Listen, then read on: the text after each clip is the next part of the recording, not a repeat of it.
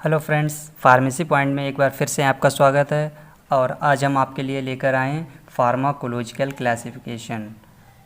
अगर आपने पिछली वीडियो हमारी नहीं देखी हैं तो आप प्लीज़ फार्मेसी पॉइंट को सब्सक्राइब करें, लाइक करें, शेयर करें, क्योंकि अगर आप हमारी पिछली वीडियो नहीं देखी होंगी तो आपको ये फार्माकोलॉजिकल क्लासिफिकेशन समझ में नहीं आएगा, क्योंकि हमने उसमें अल्फ़ाबेटिकल क्लासिफिकेशन बताया था और मार्फोलॉजिकल क्लासिफिकेशन बताया था। और कल जो हमने पिछली वीडियो आप जो डाली थी उसमें हमने आपको बताया था केमिकल क्लासिफिकेशन। आज हम बताने जा रहे हैं आपको फार्माकोलॉजिकल क्लासिफिकेशन।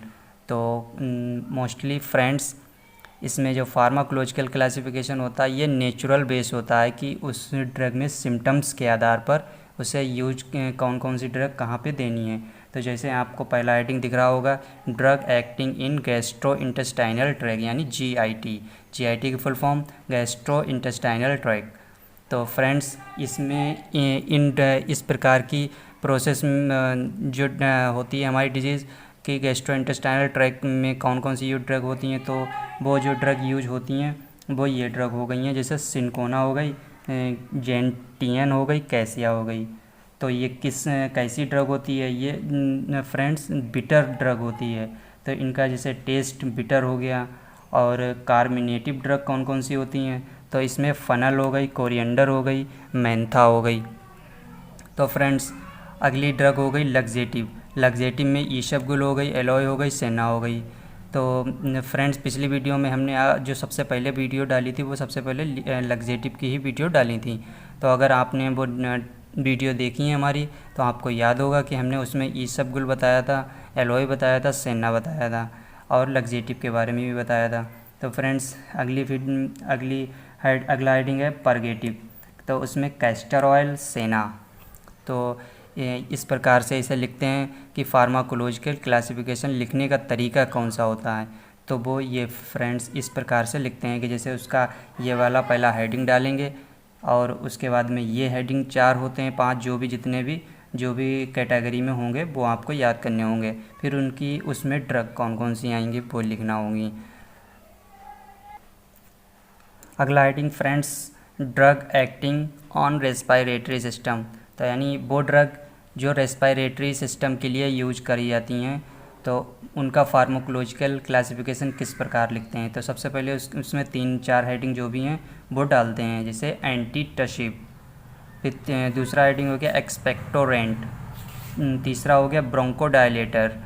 तो फ्रेंड्स, ये जैसे एंटीटशिप जब हम डी फार्म का में सबसे पहले एडमिशन लेते हैं तो उसमें जो कुछ नए नए वर्ड हमें देखने को सुनने को मिलते हैं, तो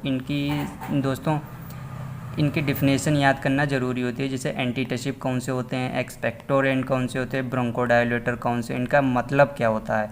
तो फ्रेंड्स, एंटीटशिप का मतलब होता है जैसे वो वर्ड इसका मतलब होता है कि जैसे जो कफ के लिए यूज करी जाती हैं ड्रग, उस ड्रग के रिलेटिव को जैसे एंटीटशिप कहते हैं। और एक्सपेक्टोरेंट कौन से होते हैं, तो एक्सपेक्टोरेंट भी खांसी या जैसे कफ के लिए यूज करी जाती हैं। कुछ इसमें जैसे बलगम के रिलेटेड होता है कि बलगम स्पुटम को पतला करके निकालने में मदद करते हैं, ये एक्सपेक्टोरेंट हो गया। तो इस प्रकार से आपको याद करनी है। तो सबसे पहले एंटीटशिप लिखेंगे। एंटीटशिप में मॉर्फिन हो गया, कोडीन हो गया, एक्सपेक्टोरेंट हो गया। एक्सपेक्टोरेंट में तुलसी, बशाका, लिकोराइज हो गया। और फ्रेंड ब्रोंकोडायलेटर में हो गया इफेड्रा, इसमें एक ही ड्रग आती है। और तीसरा हेडिंग हो गया drug acting on central nervous system, यानी CNS। तो हमारा जो मेन सिस्टम होता है सेंट्रल नर्वस सिस्टम, उसमें ड्रग कौन कौन सी यूज होती हैं।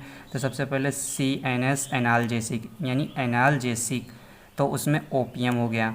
और CNS स्टिमुलेंट में जैसे टी जैसे जो चाय पीते हैं वो ड्रग लिख देंगे, टी लिखना है और कॉफ़ी लिखना है।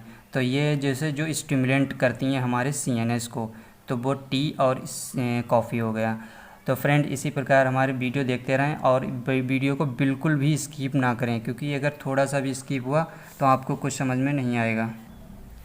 फ्रेंड्स, अगला हेडिंग है कि drug acting on cardiovascular system यानी CVS, इसे शॉर्ट फॉर्म भी लिख सकते हैं या एग्ज़ाम में भी आ सकता है। CVS की फुल फॉर्म क्या होती है, तो आपको सेंट्रल वैस्कुलर सिस्टम कहते हैं इसे।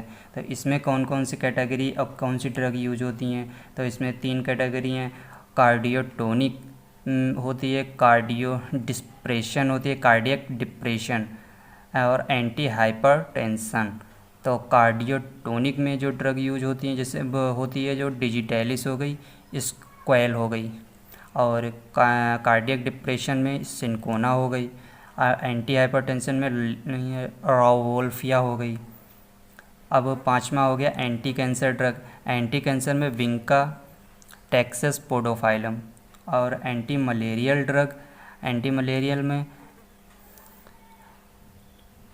आर्टिमीसिया हो गया, सिंकोना हो गया, और 7वां हो गया इम्यूनो डायलेटर, तो इसमें तुलसी और अश्वगंधा हो गए फ्रेंड्स। और लास्ट जो हेडिंग है हमारा एस्ट्रिंजेंट, यानी एस्ट्रिंजेंट में कौन कौन सी ड्रग आती हैं, तो वो आंवला हो गया और कटेचू हो गया।